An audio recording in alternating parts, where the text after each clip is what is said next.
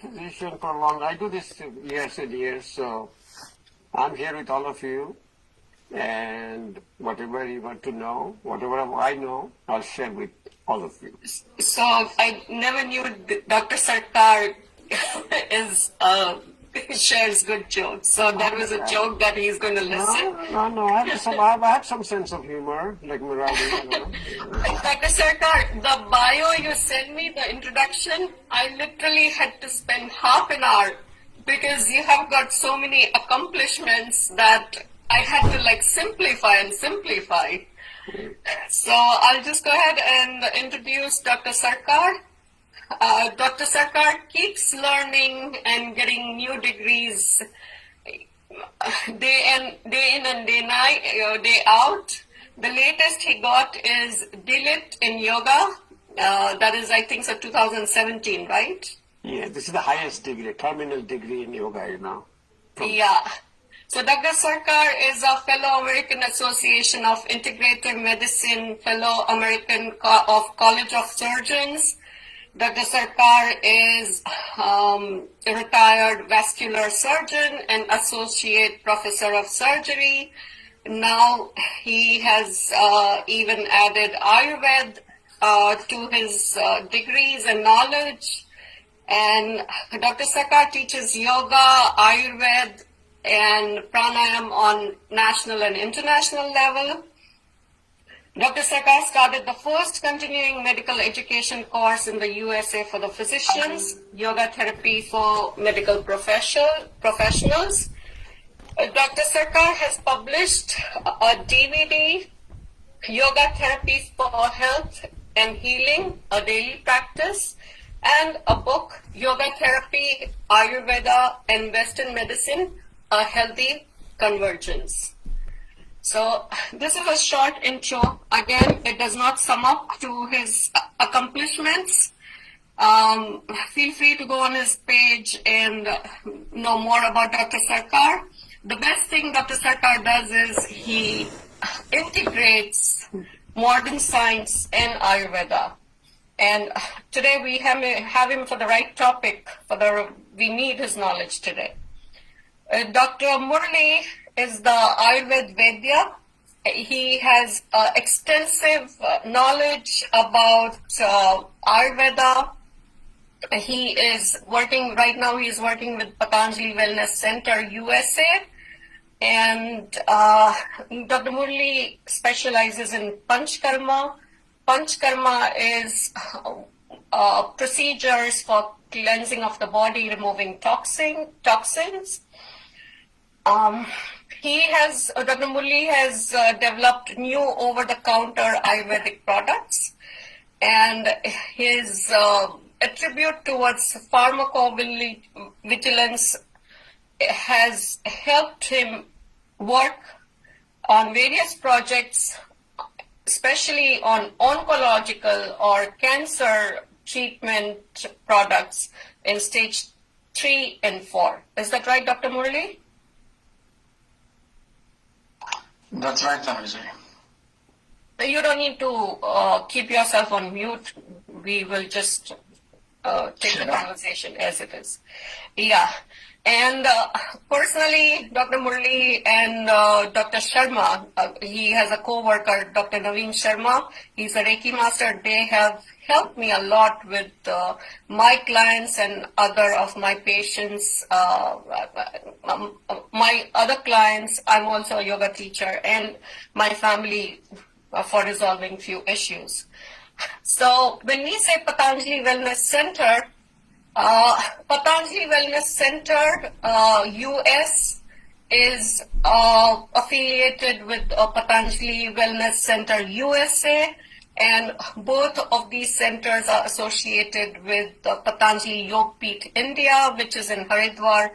And we all know Swami Ramdev ji and Acharya Balkrishna ji. They have worked extensively in spreading Ayurveda, pranayam, yoga, and crores of people have benefited from it. So we will share the link here if anybody wants to reach out to them. We have Dr. Sarkar. I will share Dr. Sarkar's link also. So anybody can reach out, those who need to. So a little bit about myself. I have done extensive research on yoga cleanse called Shank Prakshalna, and I have written a book on Shank Prakshalna.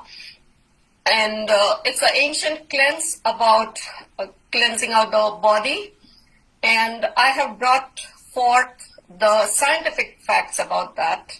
So it is free on Amazon Kindle if you decoding the yoga cleanse scientifically.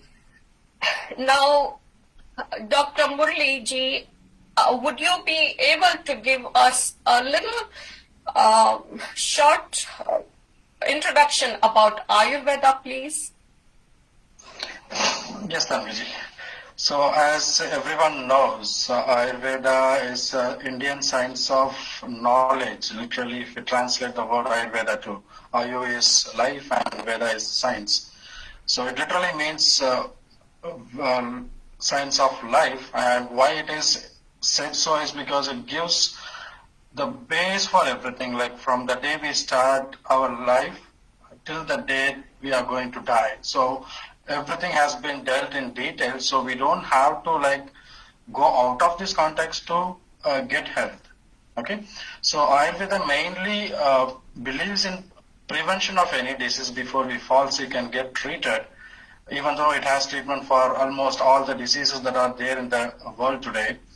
But it mainly aims on prevention. So it gives you the plans for how you can start your day, what you can eat, how you can keep yourself healthy, what time you are supposed to go to bed to get a proper sleep and everything. All the information has been given. Once we are like following these guidelines, we can be like very much sure that like there is no disease in our body. But we know these days in the fast-paced life, it won't be possible for everybody to follow those guidelines. We fall prey for the diseases. And Ayurveda has a solution for it. Alright? So this Ayurveda revolves around the concept of doshas. If you have heard of this, Vata, Pitta and Kapha, so these are the basic components of the body that controls us completely. Whatever happens inside or outside of our body are done by these three doshas. So we can compare them to the energies, air, fire and water, and this comes from the Panch Mahabhuta of the universe. So Vata is made out of space and air, and Pitta is made out of fire and water, and Kapha is made out of water and earth. So when there is a balance between all these three doshas in one's body, they are going to stay healthy. Irrespective of their own like combination or the dominance that they have, if they have the balance of all three, they will be considered as a healthy person. And whenever there is an imbalance, that's called as a disease or discomfort. And we are going to treat only the discomfort or the imbalance in the doshas, and we will bring balance to the doshas, and automatically we are going to get cured of whatever disease we are having in the body. Right? And also this doshas has a role to play in your mental qualities also. Like the three doshas of the body, there are three gunas of the mind: sattvic, rajasic and tamasic. So, and sattvic guna is dominated by the kapha dosha, rajasic guna is dominated by the pitta dosha, and tamasic guna is dominated by the vata dosha. So we need to have the balance of the doshas of the body as well as the gunas of the mind. As the Ayurvedic shloka goes, samadosha samagnicha samadhatu malakriyanam prasannatmendriya manaha swastha iti abhidite. This is what Ayurveda says about like being healthy. So there should be a balance of samadosha. The balance of dosha should be there. The dhatus, the tissues of the body should be properly nourished.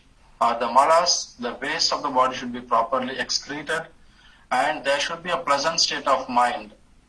All these four will make you a perfect healthy human. Whenever there is an imbalance in any of these, that is going to cause you trouble. So this is what Ayurveda explains as a base for being healthy. And whenever we deviate from these, it is going to be a trouble for us. Okay, so Dr. Shekhar, I know that the Ayurveda distributes, do you want to add on anything onto this, apart from this, what Dr. Murali said? Yeah. See, as you said, we integrate. Can you hear me? Can you hear me okay? Yes. Okay. Yes. as you said, we're integrating Ayurveda and yoga with the Western medicine. So what, Murali is saying is all about from our Vedic perspective. So we as a Western trained physician, what we understand about Ayurveda. What you understand about Ayurveda, as Murali said, Ayu is a longevity, Veda is a knowledge. The knowledge which gives us longevity. And it gives you to the health. So how it gives to the health from Western perspective? Western perspective, Ayurveda is called energy medicine. What is energy medicine? The end product of our metabolism, and you are going to talk about ghee, you are going to talk about food, end product of our metabolism is called glucose. Glucose combines with oxygen, forms carbon dioxide, water, and called ATP. It's a, 8th grade chemistry, you call aerobic glycolysis. ATP is called adenosine triphosphate. That is the energy. 3 types of energy. One is called a catabolic energy, metabolic energy, and anabolic energy. Say the doshas, 3 doshas, is that Vata is a catabolic energy. Vata primary attribute is mobility. They're mobile in their body and the mind. They're doing 10 things at the same time, but nothing is getting achieved. Always talking, always moving. And that's why they're 90 pounds with skin and bone. They're like this because it's a catabolic energy. For Pitta, it is a metabolic energy because Pitta is your building. Pitta, and also from Western perspective, what happens that the Vata people who has this catabolic energy or mobile, they're susceptible to basically 2 kinds of diseases. One is the musculoskeletal disorders, all the joint pain, bone pain, you say all the pain comes from the Vata disorder. And also neuropsychiatric disorders, all the neurological disorders. The body structure from Western perspective is called the ectomorphic. Pitta, on the other hand, is called the mesomorphic, the medium built, and the Pitta, you get primarily inflammatory disease and the disease of the solid organs, the disease of the liver, disease of the heart. These are the broad, when you're not going in details, how to connect in the Western mind. And the anabolic energy means building. It's called your kapha. Now, if you see your life, little baby is kapha, see how rounded, how anabolic, looks. Middle age is the pitta, and our senior age is all vata. And kapha also gets a certain kind of diseases because kapha is primarily what you say is water and earth, out of Pancha Mahabhuta. So all the water-related disorders begins, and all the tumors. We can go on and on, but then at the end, but the connection is a energy medicine, and it's a body type. So is there when we say ghee and Ayurveda, I know Ayurveda and ghee are very much related. Ghee is used as a medicine medium. Any views on this? How well integrated ghee is with Ayurveda? When you speak about medicines, do all Ayurvedic medicines use ghee as a medicine medium? Dr. Murali? Yes, that's right, Tanvi. So Ayurveda has a major role with the involvement of ghee in there. If you take since the time we are born, the amniotic fluid from the body of the baby will be cleaned with ghee and the Saindonamak. Okay, so we have the connection since the time we are born with the ghee. And also during the pregnancy, it has been advised to give ghee to the pregnant woman based on every month, from 12th day onwards. And the 3rd month, the 6th month, 7th month, and 8th month, there are certain combinations that has to be followed to boost the nourishment to the baby as well as to the mother, right? So in Ayurveda, there is a Upaveda of Ayurveda, which is like Vriksha Ayurveda, which implies like more of Panchagarbhya. And one among the Panchagarbhya is the ghee, and that is completely like mainly focusing on like how ghee can be implemented in Vriksha Ayurveda as well as in the Ayurveda. So the catalyst, we call it as Anupana. So ghee is considered as the best catalyst to carry any particles into the deeper inside parts of the body. That way you get the benefit of the herbal medicine that we are using, so that the ghee takes it where it is required. There are three different schools of theories about like nourishment, how it is happening in the body, and one that is widely accepted is Kshiradadi Nyaya, which is directly implying like the conversion of milk into yogurt, yogurt into butter, butter into ghee. So like one loses its form to become the other. The same way, like the body tissues also will lose its one form to become the other, and at the end it is the ojas or the vital energy of the body, which is similar to the qualities of ghee. So that's why like ghee has an important role in Ayurveda in using like every case from head to toe, whatever disease it comes in, you can treat it with the ghee, especially for the Vata and the Pitta related diseases. Okay, so I want to bring forth a point here. When Ayurveda speaks about ghee, does it speak about ghee about any animals or just ghee about the cow? And especially when Ayurveda mentions ghee, does it mention desi ghee, desi cow ghee? Okay, so from the time like Ayurveda was written, there is no concept of year one or year two there. It's only about like desi ghee, desi cows. Yeah. Right? So it was recently introduced thing, the A1 and all. So there is no concept of A apart from like A2 being used in Ayurveda there.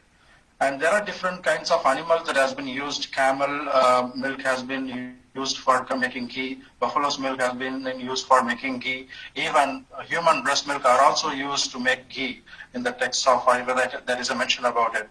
So the mainly whatever ghee we are using in Ayurveda is cow ghee, that too the desi cow. So we will touch this topic again, the A2 desi cow and A1 cow. We are going to go into detail later on. Dr. Sarkar, you want to add anything? Yeah, my little 2 cents worth is Ayurveda, as one is saying, is a balance. It's a balance. In Western term, we call it a macrocosm and a microcosm. Microcosm is my body, macrocosm is the universe. The word in Sanskrit is Jatha Pinda Tatha Brahmando. So whatever happens to Brahmando in a macrocosm, it is called epigenetics. So we all talk about genetics. So what is coming to the ghee again is that when in an ancient time, during the childbirth, when the mother was having child, because of the lack of care, 50% of the mother used to die. So 50% of the children, I may be exaggerating, but large number of children, they were really raised on cow's milk. And that's where the word comes from, Gomata. Gomata came from no reason, because cow milk, them all babies survived. So cow milk was the basic milk on which all the ghees were made. But since Ayurveda is Jatha Pinda Tatha Brahmando, based on the places where you are, in India, as Murali is saying, the camel milk came up, because when you go to the Rajasthan, when you go to Jaisalmer area, they are all dry. They are in the Vata season. So all the Vata people will have a ghee. See, people don't understand this very well, which Western people should know. We are from East. I'm from Calcutta. So we are humid. We are the kapha. Our environment is kapha. But if you go to your place, like even in Gujarat, there are dry places, there is the vata. So the milk, the ghee which comes from is from the local milk, and that happens to be in the camel's milk, same way as the buffalo's milk. But originally, the whole ghee, as I may be exaggerating a little bit more, but I can tell you, when the ghee came to Ayurveda, it was never meant to be consumed. Ghee was first a spiritual use. Ghee was used for all of our puja, all of our homas, agni. Ghee was never being consumed. Ghee was then used in Ayurveda as a medicinal. We, the human being, the greedy people, we started consuming ghee. Then we find out what is good, what is bad, and then that's the one you are going to talk about. But hope, Murali, hope I'm right. The ghee, when first came, it came only for spiritual practice. Spiritual purposes. Then came for a medicinal Ayurveda, but we, the human being, spoiled the ghee by eating, By the time we started eating, then all the conversation will come that food converts into saptadhatu, then became ojas, and where the ghee comes, and we'll talk about it a little later. But again, cow's milk. Yeah, so I just want to add one more thing. I don't know the shlok's name, but there's a particular shlok which says that the desi cow's milk can be consumed by all the animals of the earth. And it's not just the human babies, but all the animals. Well, probably, this is what I've heard. So going to next topic.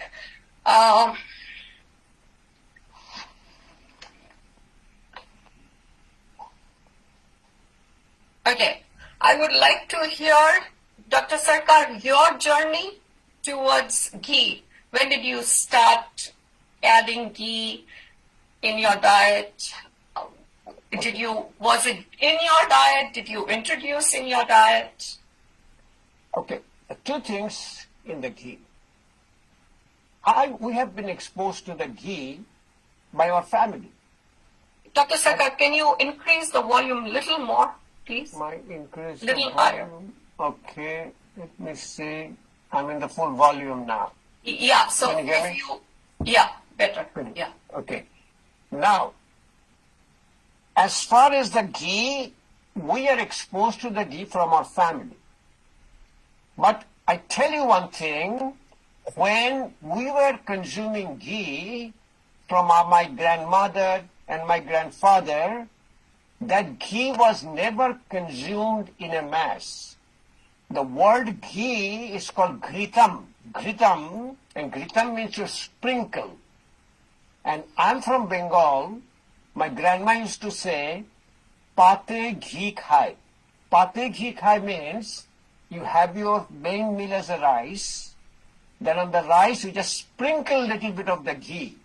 We never used ghee to fry a puri or do a cooking. Nothing like that. There's ghee was, and ghee also very spiritual, and ghee was also very respectful product.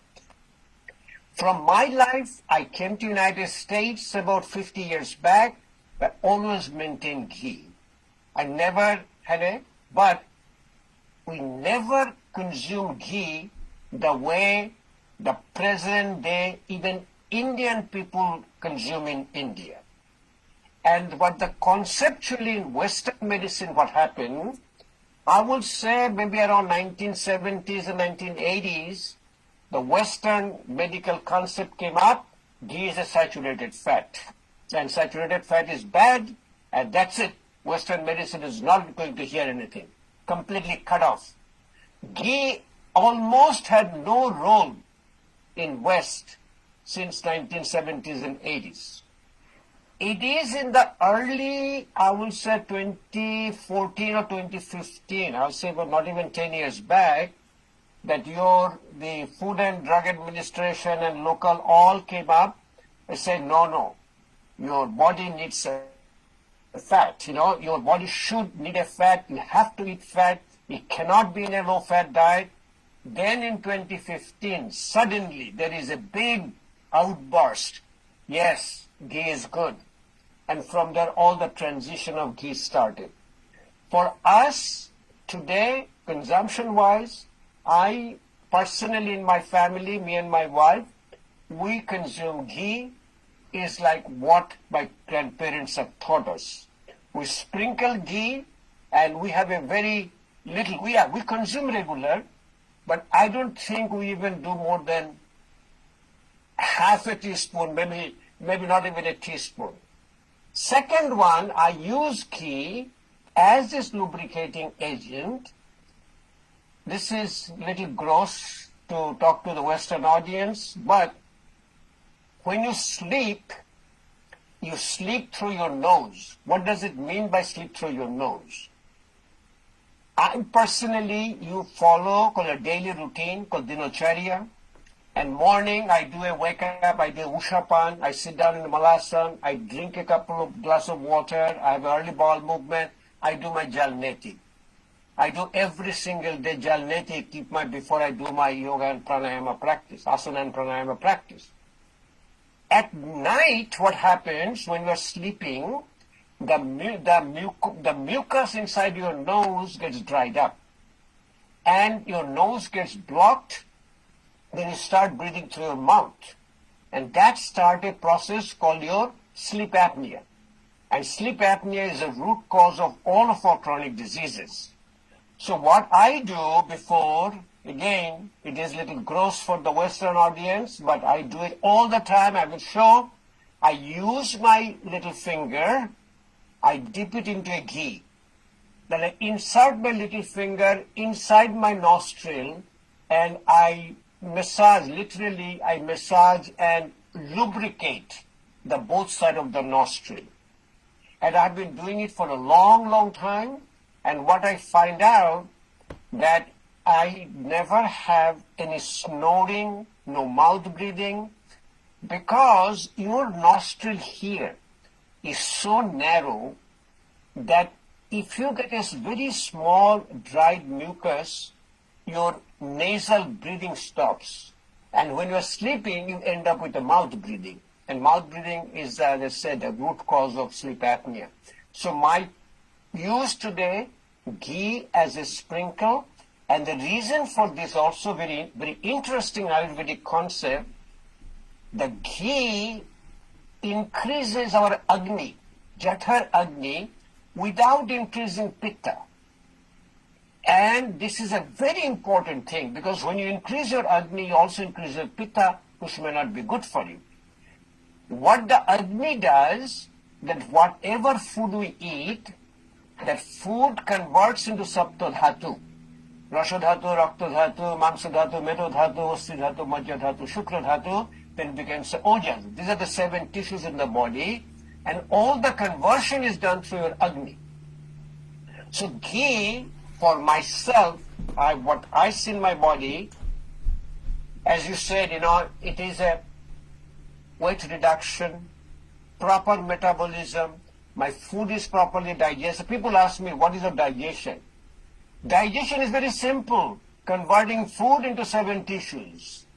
And it's only done through ghee, because ghee increases your called Jathar Agni and lubricating the nostril and gives me a beautiful sleep. Again, sleep is not the quantity. Sleep is not that you will sleep for 6 hours or 8 hours. Sleep is called a deep sleep. It's called an REM sleep, non-REM sleep. Anyway, answering your question, these are the 2 places I use ghee at the present time. Okay. So I will basically tell my journey towards ghee. I was not aware about basic ghee, or I didn't know the difference anything just 7 to 10 years back. But when I hit 40, I saw a lot of differences in my body. And till then, I used to consume in India buffalo ghee. And then when I came to US, I used to make ghee out of the Costco butter, A1 Costco butter.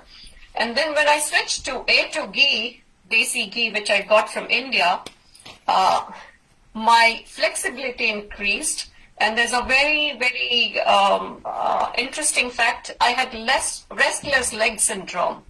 So it went away in, like, say, 1 month. And I think so restless leg syndrome is somehow connected to the brain cells not getting nutrition or the greasing. And this also brings forth the fact that the ghee, why it is used as a medicinal medium, because it reaches all the cells of the body. And of course, when I was moving, I had lifted lots of heavy boxes and I've torn a ligament that healed within a month. So then I said I'm never going to let go of A2 ghee, whether in small or large quantities or whatever. And that's my journey towards ghee. So we will go on to the next topic. Ghee. Can ghee be used to remove toxins of the body? Can ghee be used as antioxidants? Dr. Murali, please. Yes, so to cleanse the toxins out of the body, so there is the panchakarma that is very much used in removing the toxins from the body, that is used in Ayurveda. So panchakarma is nothing but a 5 cleansing therapies, right? So for the 3 doshas that are located in different parts of the body, so panchakarma uses the nearest orifices to eliminate the doshas that are located in that particular location. So Vamana is for the Kapha dosha, which is located above the chest region, and Virechana for the Pitta dosha, which is located in between chest and abdomen, and Basti for the Vata dosha, that is located below the abdominal region and in the extremities, and Nasyam for the Kapha, that is located in the head region, and the Rakta Mokshana is for removing the blood, and which is again Pitta related doshas in there, right? So like while taking the ghee has the ability to penetrate deeper inside your cells because of its Tikshna quality. So it can go deeper inside the body cells and it can collect all the toxins from various parts of the body and bring it back to the koshta, which is the stomach, for the elimination. So through the Vamana, the Kapha is going to be eliminated from the stomach. Through the Virechana, the Pitta is going to be eliminated through the rectal orifice, and to the Basti, again, the Vata is going to be eliminated through the anus. So this is how it works. So like toxins from the body can definitely be absorbed by the unctuous qualities of this Grita or ghee, and that will be brought back to the koshta through its slimy or mobile quality in there, along with the help of the Vata. Thank you. Dr. Sarkar, that day we were talking something, you were saying ghee is an antioxidant. Can you please share what it means? So the whole concept of these toxins, whole concepts of this, so what Murali is saying, even for Panchakarma. Dr. Sarkar, a little closer, or Okay. you're using your volume a little bit. Okay, can you hear me now? Okay. Perfect. Okay, so even for the Panchakarma, you are doing it before, it's called Purva Karma, preparing, there is Snehana. So Snehana is all about, ghee, ghee is lubricating. But from the Western standpoint, what it is that ghee is oxidized. What does it mean the ghee is oxidized? The process you are doing ghee, that if you keep a butter outside, the butter will get rancid. You know what rancid means? It gets oxidized. Like, say example, apple. If you say cut apple, soon it will get a little darker. And in our body, the real toxin from Western standpoint is called a free radical. Free radical is basically an oxygen molecule which has a uneven electron. Uneven electron means the number of electrons are not there. So free radical is the end of metabolism. It will go to all different tissues and they will try to get an electron, and they will damage the tissue, creating the whole aging process and the degenerative diseases. So the treatment of these free radicals, what we always do is called antioxidants. Every product is antioxidants. If you look at the market, everything in the market is antioxidants. What antioxidant does, antioxidant gives you a electron. It's basically sacrificing herself to basically convert the free radical into an oxygen. But on that aspect, what it causes is called an oxidative stress. The oxidative stress is primarily being controlled by the ghee. So the ghee itself is oxidized. So if you take any other fat, doesn't matter what, every fat is not oxidized except ghee. So in the whole body, if you look at our blood vessels, it's called endothelium. In the blood vessel inside, when the blood vessels, in a state of stress, when the blood vessels are a little tight, the cholesterol deposits, the calcium deposit called a plaque. Ghee is, on the other hand, have been shown to increase the good cholesterol called HDL. Ghee does not increase LDL taken in moderation, what is prescribed by Ayurveda. We as a Westerners, not even Westerners, even in Indians, my parents, my grandparents never fried a puri in ghee. I don't know what is, from Gujarat or other areas. It's very good, Dr. Sarkar. It is very good, but that is a too much quantity. See, the whole life, whole concept of food in Ayurveda is that nimitta ahar. Ahar has to be proper portion size. If you look at all good, our Muni Rishis or our, even today, if you go to any of our ashram, they eat 1 meal a day. No breakfast. 1 meal is a lunch. Lunch is the main meal. In Ayurveda, a lunch. And what is the main meal? Is a khichdi. And khichdi on the top is a little ghee. They don't eat khichdi without a ghee. Little ghee khichdi, and in the evening, little bit of a fruit. That's it. And what do we do? Breakfast, lunch, dinner, they eat. Snacks in between. Snacks in between. So, and these ashrams, Muni Rishis, what we have, they live easily, 90, 95, 98. If you look at any, I'm very touched with the Ramakrishna mission. Every Ramakrishna mission live 90 plus, 95, 98. I've been to touch with so many. I've been very, very good with your Swaminarayan, from Gujarat, Swaminarayan. Look at all the Swaminarayan Swamis. Everybody 90, 95 plus, Again, coming back. I don't want to go too far. It is a very strong antioxidant. It is oxidized. It prevents oxidative stress. So it prevents your chronic degenerative diseases in right proportion. The moment you cross your limit, in Ayurveda says that a toxin used properly becomes a medicine, and a medicine used improperly becomes toxin. It is a Sanskrit, I don't remember the Sanskrit slok, but you understand what I'm saying. A toxin used properly becomes a medicine, and a medicine used improperly becomes a toxin. And that is the purest example of ghee.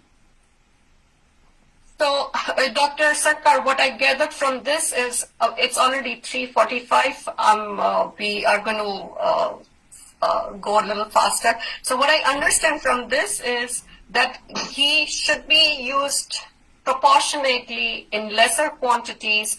So then what do you suggest as a cooking medium?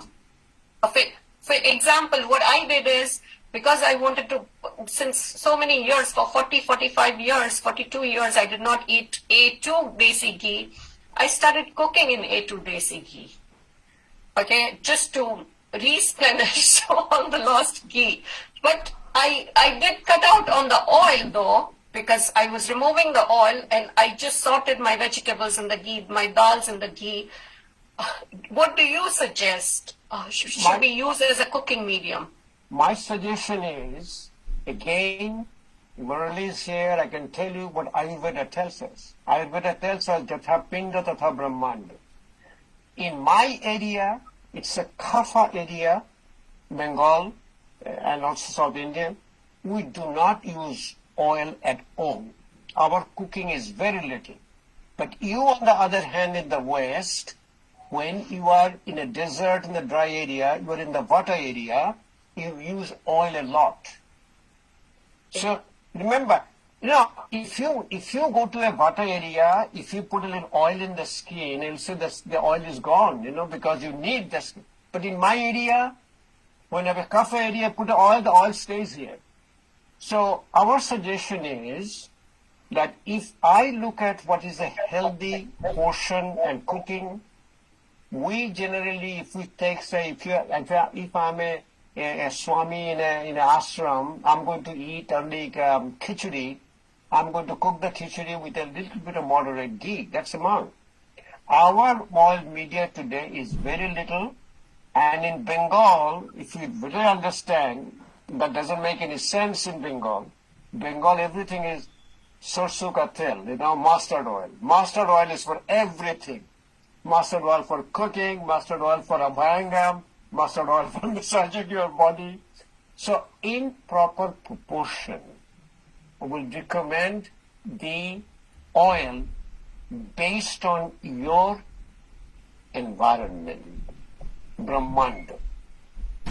And that's what Ayurveda tells us. It is not going to be a generic thing. That's right, Dr. Sarkar. So, we have to use the oil according to each individual. And we cannot, generalize. Okay, so based on your prakriti, based on where you live, based on the diseases in your body, you have to use ghee according to that particular thing. If using for the cooking medium is not recommended, even though it has a good smoke point, it can sustain all the heat and it can take the things well, but it's not advised in general for everybody. Unless until you need ghee in your body, you don't have to take it. That's what Ayurveda recommends you. Kapha person cannot go with more ghee in their body to increase the kapha further. Unless until you are a Vata person, you don't need more amount of ghee. And Pitta person needs a moderate amount. Kapha person needs a very little to no ghee at all. Exactly. So it all depends on what kind of a personality you are and what kind of a health status you are having. And also the seasons too. If you look at a season, fall is a Vata, summer is a Pitta, winter is your Kapha, winter. So so even when you look at the seasons, when you look at your environment, like we are in a humid, you are in a dry, it's exactly what you are saying. And that's what the Ayurveda is so important. Personalized, and it is called, Ayurveda is called now your pharmacogenomics. That means all the pharmaceutical doesn't mean any medication. Pharmaceutical means whatever you consume, called genomics, based on your genetics. This is called your personalized medicine. The word now is called a precision medicine. And in Ayurveda, also in West now, is called a living medicine. That means it is your changing every single day. And Tanvi, if you understand a little bit of Ayurvedic philosophy, especially your Prakriti and Dosha, you will see it in your body and mind changing every moment. Not even every day. Every moment to moment is going to change based on what environment. I'm talking now, my Vata, I'm sure my pulse will show I have a more Vata because I'm mobile, So once you understand that concept, you understand how to use the ghee. And actually, if you look at A1 and A2 ghee, I know Tanvi knows a lot more than A1 and A2 ghee. She can tell everybody. The whole thing was a surprise finding. You know, a person in New Zealand, what is that, 2000, find it out. And I don't know, I may be wrong, but the word A2, you know, it's a protein, it's a casein, A1 and A2 protein, but I think A2 name came from that milk store in New Zealand was called a A2 milk store. I'm going to come to that. Okay, so okay, since you did that, bring that topic. So yes, what you're talking about is Dr. And Professor Keith Woodford, and he is the person who has written the book Devil in the Milk, and I suggest everybody should read it. He is the first person to bring out in the Western world the difference between A1 and A2 milk.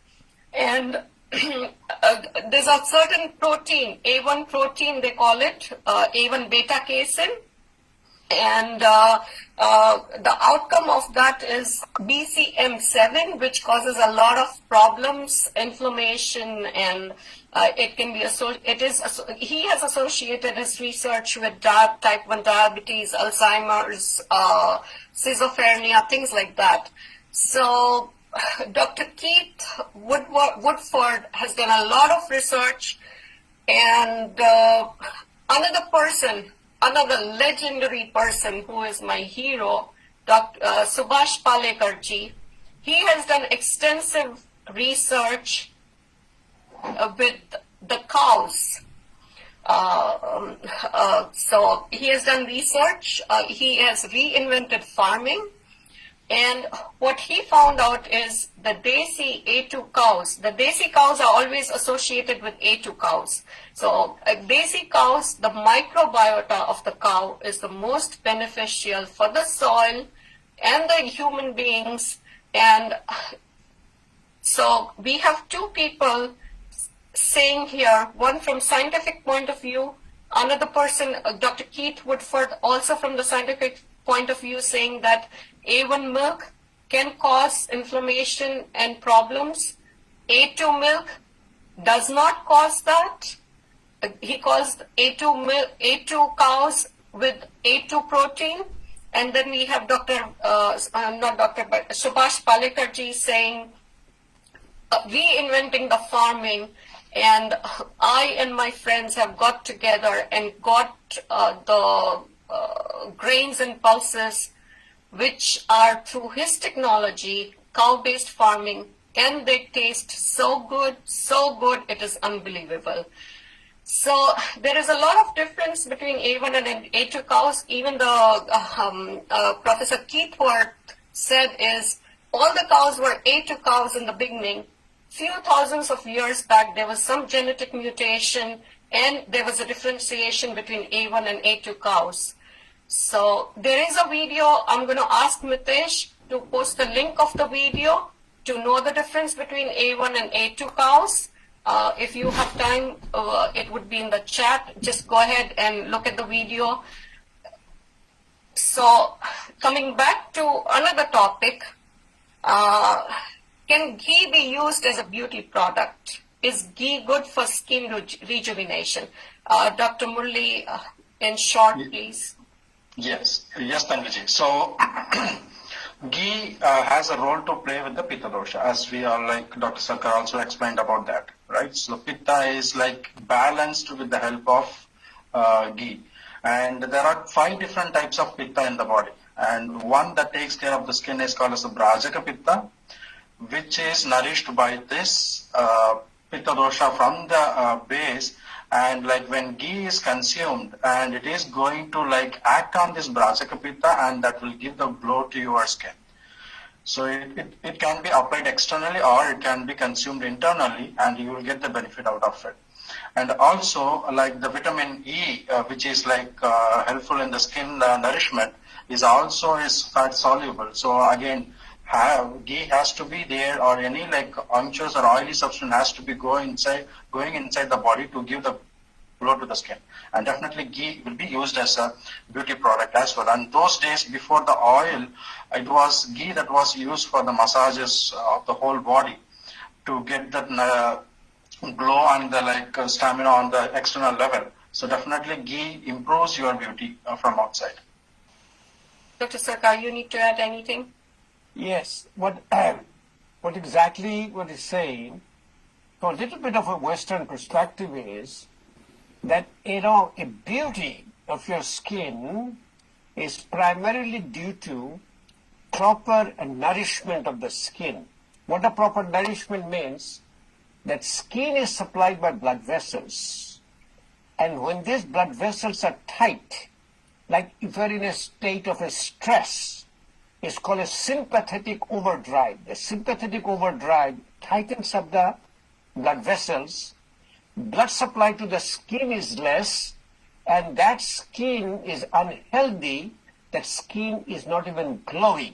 You call it aura around you, which is, we call it all the Agni. But what happens with the ghee, since the ghee increases your Agni without increasing Pitta, ghee helps in proper digestion, and the digestion whole process from our mouth to the anal canal is supplied by called parasympathetic nerve. Parasympathetic nerve causes called vasodilatation. That means it opens up the blood vessels. Sympathetic tightens up the blood vessels. Parasympathetic opens up the blood vessels. The moment you get a parasympathetic activation, your skin becomes more healthy. Then it says the skin is now glowing, you look good, like you remember everything. All of your beauty, according to Ayurveda and yoga, comes from within you, inside you. All the beauty product in Western concept comes from outside. All your lipsticks, all of your cosmetics, everything. When you are in a state of relaxation response, when you state on parasympathetic activation, you don't need anything on your skin. You will look like Tanvi, look like you will be glowing. Anybody will come and say, what have been done? I had personal experience. This person was doing a yoga and following a Ayurvedic lifestyle. Friend came says, hey, you are glowing. Hey, have you get a facelift done? Let me see the scar where you get a facelift done. Literally, people do look good when they are in a state of this, we call it we don't call it Tikshna Agni, but we call it a Sama Agni. When you get a Sama Agni, Vata has a Vishama Agni and Kapha has a Manda Agni. Low Agni, Pitta has a too much Agni, Tikshna Agni. But when a Sama Agni, that's what ghee comes from. Ghee really provides a Sama Agni to gives you this skin, glow, luster, you look good. Fine. But again, in proper moderation and proper dosage. Not with the high ghee. Too much ghee will cause you opposite effect, So I want to add to this, ghee itself, the research has shown ghee itself contains vitamin A, vitamin K, vitamin E, omega-3, DHA, which is a constitute of 3.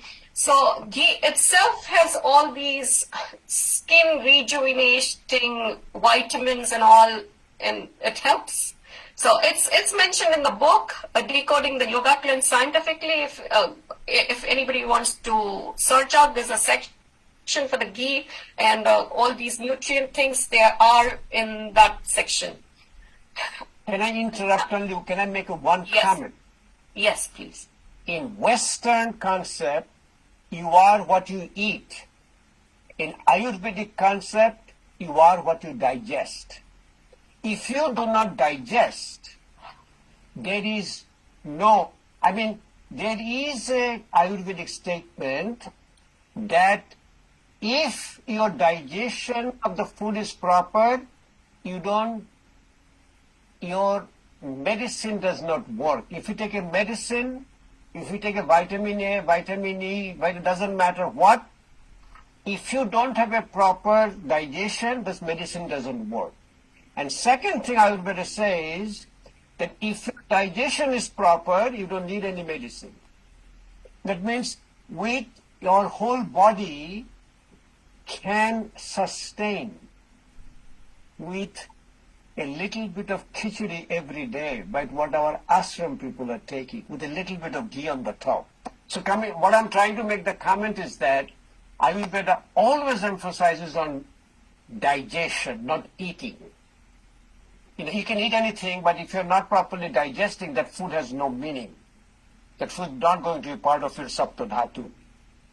Again, it is going to cause the toxin accumulation in the body, which is called as ama, which will be the root cause for any disease that is going to manifest later.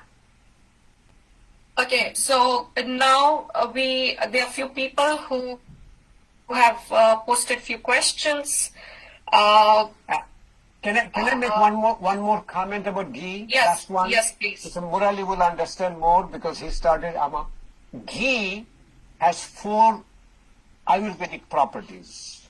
Number 1, Agni Deepana.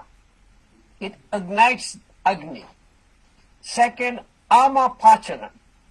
Like it will digest the toxins of the food, what he mentioned, Ama. Then it's called a Nadi Shodhana. It will clear up all the channels you have. Then it's called a Ojo Sthapana. That means you will increase more ojas. So with this 4 principle of ghee, if you remember that, it is Ayurvedic terms, but if you understand it, it will clarify everything about ghee. Agni Deepana, Ama Pachana, Nadi Shodhana, Ojas Sthapana. Murali? Right, sir. Perfectly fine. Perfectly fine. Once you understand that, you know all about ghee. Right. That was very informative. Thank you. So I will try and read out the questions. Can you compare ghee with curd and milk? No, we cannot. The things which I know, I'll just go through. Otherwise, I'll hand you over the questions. Do Jersey cows produce A2 milk? So Jersey cow is A1 kind of cow, and no, it does not produce A2 milk. The A1 cows have a straight back.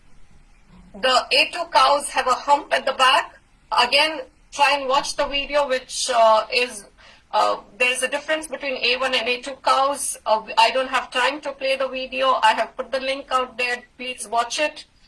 So Jersey cows do not produce A2 milk. Can ghee be used for torn meniscus to lubricate? Anybody wants to take this? Either one? Dr. Sarkar? Yeah, very simple. In Ayurveda, it is a holistic. It is not reductionist. Our Western medicine is reductionist. We are a kidney doctor, nephrologist, we are a pulmonologist, I'm a specialist on the neck, I'm a specialist on my right shoulder, left shoulder. So ghee as a primarily is not going to be used because, remember one thing, I don't eat, all my body tissue is getting replaced. My meniscus, the cartilage is being torn, cartilage being diseased, being torn. But I don't eat cartilage to make a cartilage. I eat my regular food, then I use ghee, little bit of a ghee, to increase my Jathar Agni, meaning proper digestion, so the food is going to be converted into your Ostidhatu. And Ostidhatu is a part of your cartilage. So you are not eating ghee because you want to improve your meniscal tear. Our whole Ayurvedic concept is our neck is connected to our feet is connected to our shoulder, our whole body is one unit, global. So I will recommend a small amount of ghee for meniscal tear, but not for a targeted therapy like Western medicine. Western medicine is called a reductionist. It is a holistic and global therapy for the whole body and mind. Okay, next question. Somebody, I want to definitely address this. Did you say A2 ghee helps schizophrenia? No, we did not mention any such thing that A2 ghee helps schizophrenia. What we are saying is Dr. Professor Keith Woodford has mentioned what is the relationship between A1 beta casein and schizophrenia. We are not making any such claim. Are there any dairies in the US that have desi cows? So there are no pure breed desi cows in USA. What happens is the A2 semen is imported and the cows are crossbreed. So those cows are A1, A2 cows, but pure breed cows are in the eastern region, India, Pakistan, places like that. And any product which is labeled desi, I definitely want to bring this point out. Any label that is desi is labeled desi. If A2 is not mentioned, it does not mean that it is desi. A desi product needs to have A2 mentioned. If there are two A2s, A2 mentioned, that means pure breed. And I think so that's about it. There was one more question.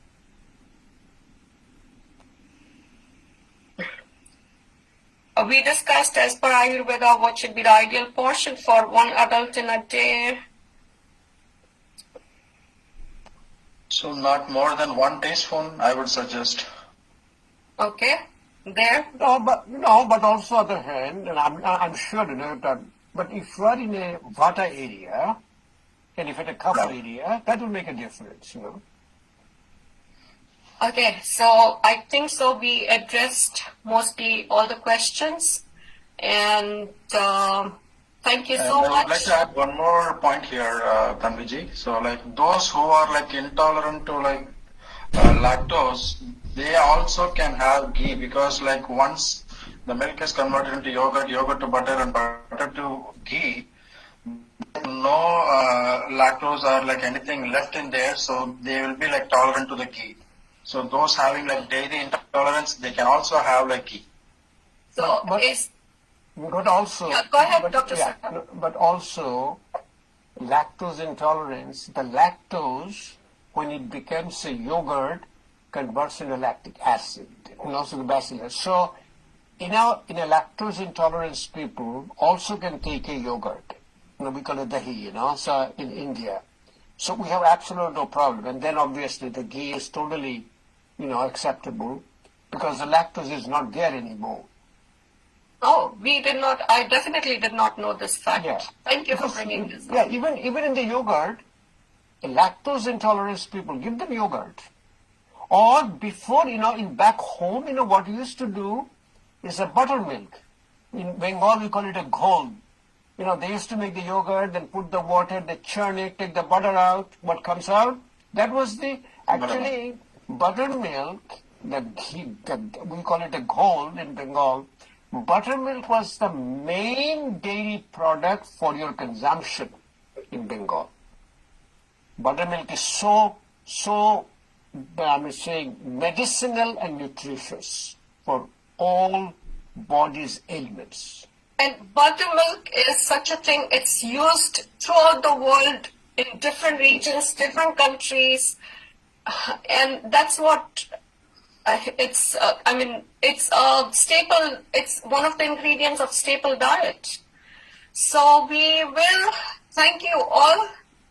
Thank you, Dr. Murali. Thank you, Dr. Sarkar, for bringing in your deep knowledge and sharing it with us.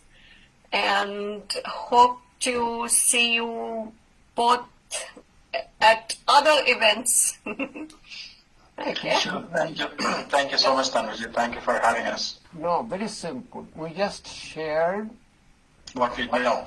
exactly. No, what we even do, what we practice. We are sharing our practice, experience, and knowledge. Nothing. We don't say anything from the books. We don't say anything from the literature. We say it all from our heart. Everything came from our heart. Thank you so much. Thank you so much, sir. Nice talking to you there, Dilip. Oh, keep in touch. Sure, definitely. Are you off Facebook Live now? Ask me just to. Okay, I can end the Facebook Live. So we can chat it. Yeah, just a minute. I'll go end the Facebook Live. Yeah. No,